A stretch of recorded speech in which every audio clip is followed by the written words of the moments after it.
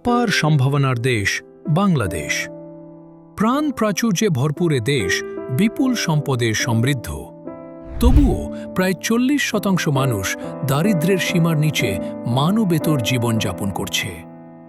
আমরা বিশ্বাস করি দুর্বল ও অদক্ষ ব্যবস্থাপনা এবং অসৎ চর্চাই এ অবস্থার জন্য দায়ী।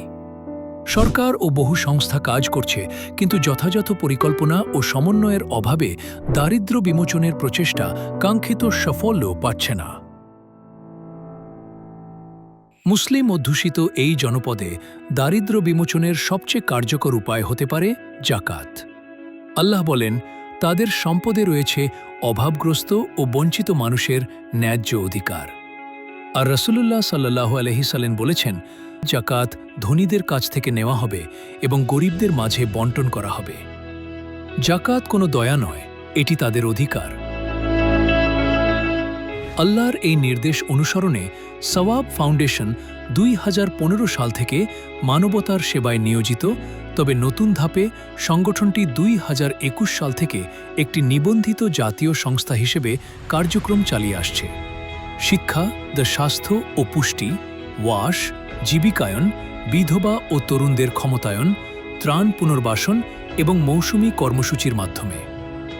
এই হাসিটা হয়তো আপনার একটুখানি জাকাতে, একটি আহার, একটি প্রশান্ত রাত কিংবা একটি নতুন সূচনা, আপনার দানের ফসল এ হাসি। আমরা আপনার জাকাত পৌঁছে দিই অসহায় ও বঞ্চিতদের কাছে, খাবার, চিকিৎসা, শিক্ষা, নিরাপদ পানি ও জীবিকার মাধ্যমে, সম্মান ও মর্যাদা রক্ষা করে। সওয়াব ফাউন্ডেশন বিশ্বাস করে জাকাত একটি আমানত এবং এই আমানত আমরা স্বচ্ছতার সাথে পরিচালনা করি। আসসালামু আলাইকুম, আমার নাম মারুফা বেগম, থানা জলঢাকা, জেলা নীলফামারী। আমি সওয়াব ফাউন্ডেশন থেকে বছর আগে 2টা ছাগল পাইছিলাম।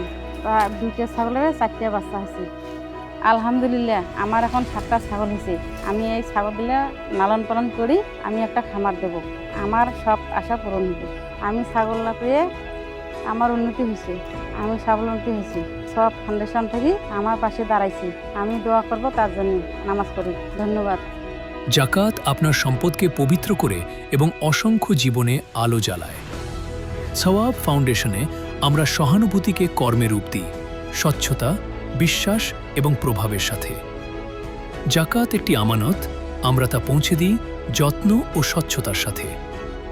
আপনার জাকাত দিন, বদলে দিন একটি জীবন, গড়ে তুলুন এক স্থায়ী পরিবর্তন।